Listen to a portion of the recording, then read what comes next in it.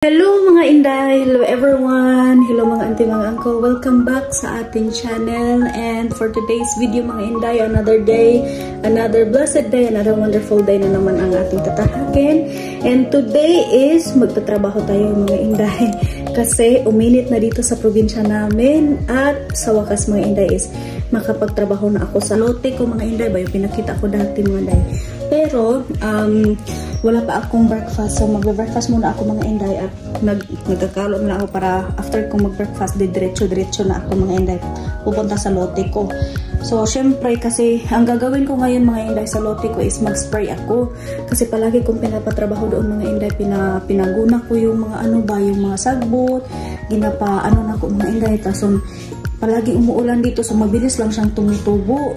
So ang gagawin ko ngayon para hindi ako palaging nagbabayad sa pagtatrabaho doon, pagkuha ng mga damo, sprayhan ko na lang mga inday. So may spray na ako dito, pinaniper ko kahapon, tinulungan ako ng aking kapatid. So ngayon mga inday, ako lang yung mag-spray doon. So napakainit na dito, kaya nagda-jacket ako mga inday, o leggings, may medyas. Breakfast muna ako mga day. May ginawa ako kagabi kahapon pa mga inday, yung oatmeal ko, nilagyan ko ng yogurt, chia seeds. So ito yung pang-amagahan ko mga inday. Kasi nag-workout ako mga day ba. So nagplano kasi ako mag-hiking kanina, hindi ako nakapag-hiking. So ito yung breakfast natin mga inday. Kain tayo.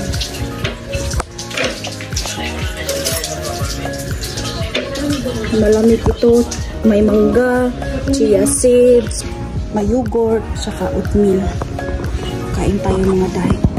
Tikman mo te. Ano ba? Tikman mo. Tignan ka mga yan yung pagkaon na eh. Oh, diba sarap? Ano mo sasabi mo sa pagkain ko? Sagot! A 6 months old baby. Si Relax. Kain ta mga day. Yung mga kinakain ko dito sa amin, simula yung nag-workout ako tapos nagda-diet is hindi nila ayaw nila mga inday, hindi nila magustuhan. Hindi ko to maubos. So I think 1/4 lang ata makakain ko.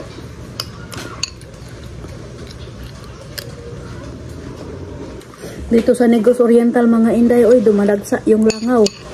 Grabe, especially yung mga bahay malapit sa mga poultry farm. Sobrang dami langaw mga inday. Binansagan yan ila dito ng langaw festival. Kasi ang daming langaw. Buti na lang dito sa amin mga inday, may langaw pero hindi talaga masyado. Pero sa iba, sa nakikita ko mga inday, pinupost nila, daming mga langaw. Uy, hindi na sila makapagsaing, kapag i-open nila yung kaldero, pumapasok na yung langaw. So, parang langaw season talaga ngayon. Kunti lang yung kinain ko mga inday, parang 1/4 lang yung nakunan ko sa pagkain ko. Busog na ako mga inday. Magmust ako mga inday kasi yung spray is napakabaho. So, nakaka-poison yung spray na gagamitin ko mga inday para sa mga damo. So, kailangan kong mag-mask para iwas tayo sa disgrasya mga inday ba. Kasi nung dati kasi, nung nagbabiyahe ako mga inday, nung nagkasakit yung papa ko nang dahil sa spray na ginamit niya kasi nag-spray siya sa farm. So, ngayon mga inday, totally talaga na safety ako, hindi ko maamoy yung yung spray. So kaya magmask ako mga inday. Tara, let's go na. Ito yung spray na gagamitin ko mga inday.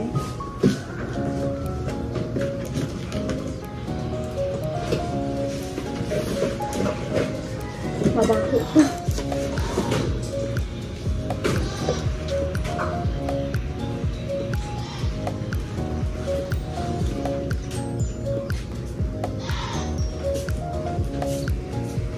Ano mga inday. Tara na.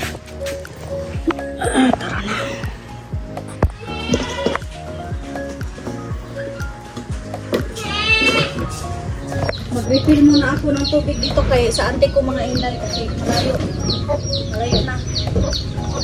Okay. Wala pa kasi mo. Ito na sa lakan din. Ito ko ko na ato. Buho kayo wala mas niya. Nakita ra din ay.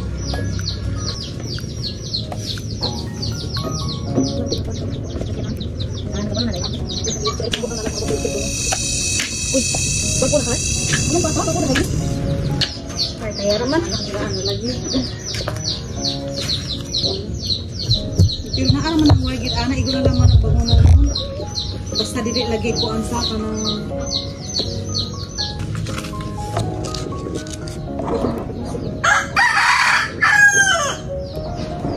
anak kare. Kira na oy.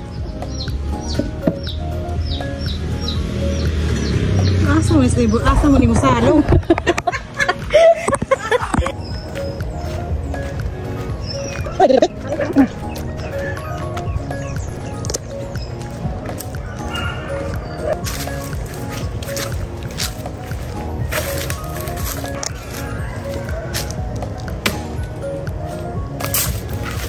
Bawa ka ito.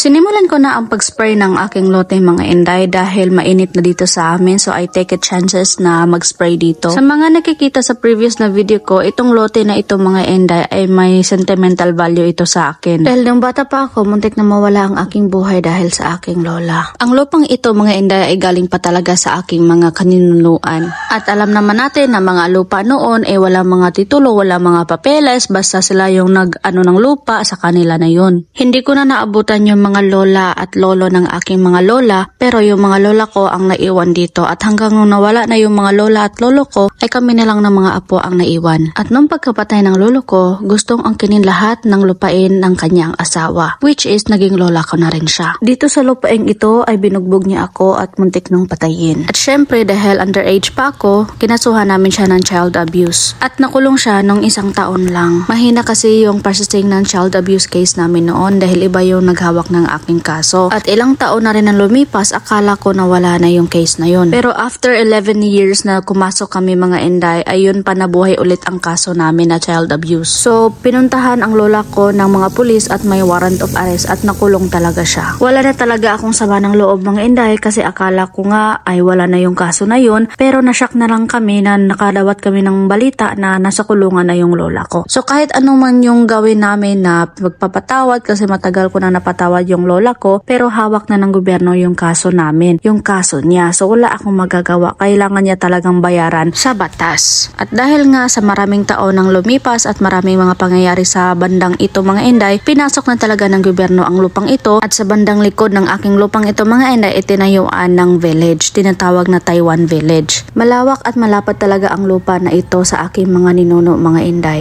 At nung nagka-interes ang ibang tao ay kinuha nila ito at nagplanong lagyan ng pastoral village. So wala kami magagawa kasi wala kaming dokumento na ikakapakita na sa amin tong lupa na ito. Nagkaroon ng problema, nagkaroon ng alitan dahil papasukin ng ibang tao na walang kinalaman sa lupang ito at kami na mga apo wala nang matitirang lupa sa amin. Buti na lang napagdesisyon ng gobyerno na i-divide yung mga lupa dito. Pinalista namin yung pangalan namin dito sa assessor's office at buti na lang na nasa akin tong lupa na ito mga inday. Kaya sasabi ko talaga na ang lupang ito is very sentimental value talaga sa akin. Sa lawak ng lupa, sa laki ng lupa dito, at least may napunta din sa amin. Pero sa ngayon mga inday, wala pa rin akong titulo o papeles na hinahawakan na sa akin talaga nakapangalan ng lupang ito dahil kailangan ko pang i-process. At nung nagpunta ako sa assessor's office sa mga nakaraang buwan at finally may lot number na rin ako mga inday, so pwede ko na siyang i-process ng titulo. Pero sabi ng mayor dito sa amin, para daw smooth yung pag-process namin ng titulo ay kailangan lagyan muna namin na maliit na kubo na may kusina at may banyo. So habang wala pa akong tamang budget na paggagawa ng bahay dito, ay i-sprayhin ko muna at gawin ko itong garden. And in the future, kahit na sa akin to nakapangalan, ay still pa rin sa aming buong pamilya ito. So yung mga kapatid ko mga inday, sila yung lalagay ng bahay dito. gusto sila, kung saan sila titira, kung saan ba sila magtatayo ng bahay. So habang andito pa ako sa Pilipinas mga inday at hindi pa ako nakapunta ng Amerika, ay ako muna dito ang maglingaw-lingaw, mag-garden, kung ano man yung pwede kong magawa dito. May panahon talaga noon mga inday na na-pressure talaga ako sa mga tao dahil sabi nila, oy may foreigner ka, magpatayo ka ng bahay. Kasi si Eric palaging umuwi dito sa Pilipinas at palagi lang kaming nagrerenta ng kondo. So as ako talaga mga inday, sa side ko as a Pilipino, kasi nakikita natin yan, yung may mga asawa na nagpapatayo ng bahay, na pressure din yung sarili ko mga inday at gusto ko talaga magpatayo ng bahay noon. Kaso nga lang, ayaw ni Eric magtayo ng bahay. Hindi niya ako suportado noon mga inday na magtayo ng bahay dito sa probinsya namin. Kaya nga siguro dahil dadalhin niya ako sa Amerika, so hindi din kami titira. Pahinga muna ako mga inday. Sobrang init. Ay, sobrang init. Pero mamayang hapon mamamatay na itong mga damo dito mga inday. At sa susunod na araw pwede na ako mag-garden dito. Pwede na ako mananim. Kasi may mga seeds ako na dinala ko dito mga inday habang ako ay nagbibiyahe, habang ako ay nagtatravel. Dinala ko dito sa probinsya namin para maitanim ko dito sa lote mga inday habang wala pang bahay na nakatayo dito. So gawin ko muna to na garden. Hindi madali mga inday, hindi pala madali ang mag-farming. Ang init, masakit sa likod. Sakit dito sa likod mga inday. So masasabi ko lang, God has a plan sa aking buhay mga inday kung bakit hindi nangyari yung gusto ko mangyari noon. Habang ako ay nag-spray dito mga inday, kay may taga ano ako, may audience ako. Si auntie, kapatid ng papa ko mga inday.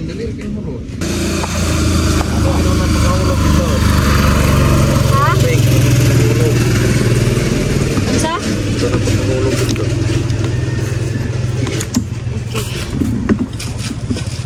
Wala rin oras niya. Wala ra. Dali, di ay. Nyagi mo ang pabunlayan. Okay, pila ka Pila oras. ka adlaw sa? Tabulayan ni mo. Tubo ra pa kasi nga ulan. Puro spray. Dali. Pila mo ito yung nagastora. Wala ra?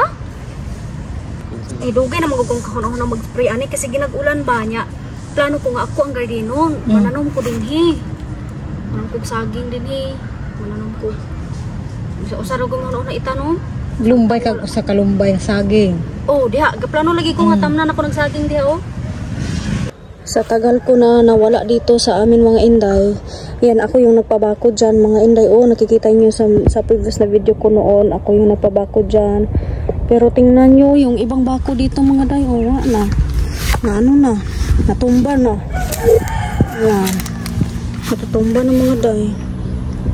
Sayang yung ano bawel ko. Hindi siya bawel, yung ano lang ba, ganun.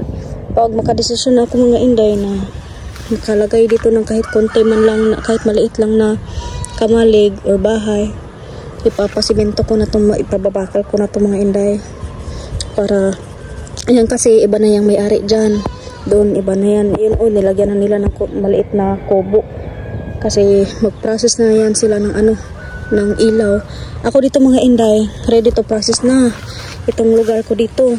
Okay na to, i-process ko pa. Pero sabi ng mayor namin dito na kailangan ko siyang lagyan ng maliit na bahay. So nilagyan ko muna siya ng ganito mga inday. Pero sabi ni mayor na dapat may kwarto, may kusina, may CR, para talaga pag check nila dito is pwede na akong malagyan ng kuryente or tubig. Ito lang mga inday, oh, isang lote lang. Okay na ito. At least nasa pangalan ko ba? Hindi pa, pero magiging sa akin ang pangalan ko. Hindi pala easy ang magtrabaho sa ano mga inday, sa farm, lalo na kapag malaki yung farm ba, tapos ikaw lang isa, oy, sakit sa likod. Yung pa nga, nagsispray lang ako mga inday, masakit na yung likod ko. So how much more yung papa ko, grabe katrabaho. So ako ang father, yung papa ko mga inday, grabe. May tatlong farm yung papa ko na minamanage kasi binilhan ako siya ng farm doon sa bukid, tapos tinutubo niya mga inday, at saka may isa pa din siyang farm na minamanage at saka isa. So tatlong farm yung minamanage ng papa ko, tapos wala siyang masyadong tao na ano ba, naawa ako sa papa ko mga inday. Hindi ko alam kung gusto ko siyang gusto kong mag-stop na siya na magtrabaho, kaso nga lang wala talaga kami nakita na tao na pwede namin ano sa aming farm ba, yung pwede namin masaligan ba. Wala mga inday, si Papa lang talaga. Si Papa lagi na nagkakasakit yung katawan ni Papa mga inday. Mahirap man gud kapag walang nag ano sa aming may tubo, may mga mais, may mga kung ano-ano doon sa bukid na mga inday. Akala ko kasi noon na nagbili ako ng lupa mga day, yung tinutubo ni Papa is maging masaya na si Papa kasi may magamit na siya na baul na lupa na malingaw-lingaw ra siya mga day ba. Ngayon sus, trabaho sa mga day kaayo mga day. Yan, nagaplano ko mga inday na dyan sa every corner sa lupa ko dito, lagyan ko ng mga saging, yung mga puno, rambutan, lansones, sus ko. Ganun, naisip ko talaga mga inday ba na ganito talaga no kapag nagmamatured na ang tao, kasi mas pipiliin na lang na mananim na lang sa bukid kaysa sa una, pinapatay lang namin yung bata pa kami mga inday, pinapatay lang namin yung kapayas, yung mga ube, tapos sila ni Papa at ni Mama nagagalit kasi naglalaro kami doon, tapos yung nilalaroan namin, ipinuputol namin yung mga root crops, ganun. Hindi man namin alam. Ngayon mga inday, panahon ng tinggutom, mahirap kasi nasa Biblia, darating talaga ang panahon na mahihirapan tayo, tinggutom na. Nandito tayo sa bukid, pag magpugi lang din magsipag lang, may maani din tayo, hindi na tayo palaging gumagastos, pupunta ng merkado, bibili-bili ng mga gulay, kahit na simpleng gulay lang may hindi ba andyan sa bakuran. So yan yung gusto ko dito sa bukid, unlike doon sa Cebu, sa kondo mga inday, kahit na malunggay hindi ka makapagtanim. Yung mga malunggay ko dito, malaki, mataas na yung malunggay ko, yung iba tumutubo pa lang. Pero malapit na ako mag-harvest niyan mga inday. Tsaka yung kapayas ko, yung papaya ko mga inday. May papaya ako na dinala galing sa, nakita ko sa daan ba, ang laki ng bunga. So kinuha ko yung liso niya mga inday, tapos giiras na ako para dito ko itanong. Please ko kayo, hangin. Bata pa ako mga inday, dito talaga kami, ito talaga napakatagal na ito mga inday, napakatagal na to dito, kasi yung bata pa kami dito po kami naglalaro, sasakay-sakay. Ngayon hindi ko lang talaga siya tinutol mga inday, kasi childhood memories talaga, maiiwan pa yung childhood memories namin dito mga inday. Masaya lang talaga yung buhay pag simple. Sarap ng simoy ng hangin sa bukid. Yung mga kapatid ko mga inday is nagpaplano sila na maglagay sila ng bahay dito. Yan mga inday, yung daycare center yan, kasi may village kasi doon. May village doon mga inday. So nilagyan nila dito ng isang room para sa mga daycare sa mga bata, pero hindi na yan nagamit ngayon, abandonado na yan. Sayang ang building na yan mga inday, wala nang gumagamit. So yung kapatid ko is nagplano siya na dito siya magtayo ng bahay. Tapos yung isa ko namang kapatid plano magtayo dito ng bahay. So sabi ko, magtayo kayo dyan pag may budget na kayo. Para naman to sa atin Sa atin nga, ganito ako mga inday, kahit na nasa pangalan ko to, family is love talaga. So kung gusto nilang magtayo ng bahay, ina-encourage ko sila na sige, mag-ipon kayo para makapagtayo kayo dito ng bahay. Malapit lang kay Papa, malapit din sa mga cousin. Maliit lang itong lote ko mga day, pero hindi ko to ikakait sa aking mga kapatid. Kasi pagkakait ko tong, kung sabihin ko sa kanila, naku, yung lupa ko yan. Hindi ko yan ganyan mga inday, kasi yung family kasi namin noon, may family talaga kami na nag-aaway-away dahil lang sa lupa. So, minamiting talaga ko yung mga kapatid ko mga inday ba na huwag tayo mag-away-away dahil lang sa mga butang, dahil lang sa lupa, dahil lang sa mga dito sa sanlibutan, tayo mag-away-away, dapat magtulungan tayo. So hindi man siguro maiwasan talaga yung mga inday, pero sinasabi ko talaga sa sarili ko na hindi natin yan madadala yung lahat ng mga bagay dito sa mundo kapag tayo ay namamatay. So wag nating pag-awayan. So O kahit na pupunta na ako ng Amerika next year mga inday, sila lang mong gihapon ang maiwan dito. So sila nang bahala. Habang ako andito pa ngayon mga inday, maghimo-himo sa kung sa'yo ako ang kalingawan para may benepisyo din ako makuha pagdating ng araw mga day ba. So uuwi na ako mga inday kasi alas 2 na po ng madaling hapon, alas 2 na po ng hapon dito mga day. Wala pa akong kain, wala pa akong tanghalian. So, uuwi na muna ako kasi mamaya alas 4 darating yung companionship ko sa workout mga inday. Mag-workout kami kasi nasanay na kami mga dayba na yung schedule ng workout namin is alas 4 ng hapon hanggang alas 6 ng gabi. So, dalawa kami mga inday ng kaibigan ko. So, pupunta siya mamaya sa bahay, mag-workout kami. Hi guys! Magandang araw! It's been 5 days since na nag-spray ako dito sa lote ko mga inday. At ipapakita ko sa inyo kung ano na ngayong outcome sa pag-spray ko mga inday. Nag-walking ako, tapos dumiretso muna ako dito sa lote ko para tingnan kung talagang powerful yung spray na spinner ko mga inday. Eto na, ayan, patay na lahat mga dayo. Patay na lahat. Wala no ka-powerful sa spray na nilagay ko mga day 5 days lang. Eto na siya. Kaso lang, itong bakod ko mga inday, okay, naguba yung bakod ko. Papaayos ko na naman to. Sayang. Oh. Patay na patay. Patay sila. Ito lang. Ito dito, yung mga damo na ito namatay. Dito lang, ito man, ang gahik ini mamatay. Oh.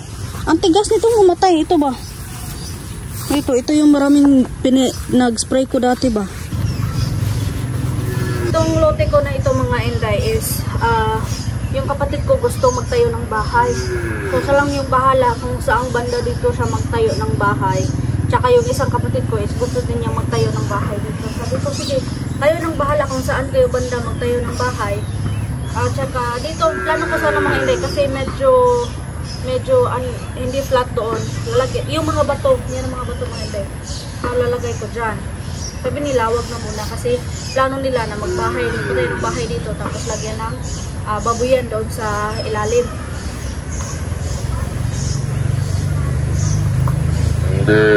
Ayan na mga inday, na-check ko na itong lote dito na nilagyan ko ng spray. So mag-continue ako na mag-walking mga inday. At pasensyaan nyo na din na medyo madala na talaga ako ngayon mag-upload ng video kasi wala akong masyadong ma-share.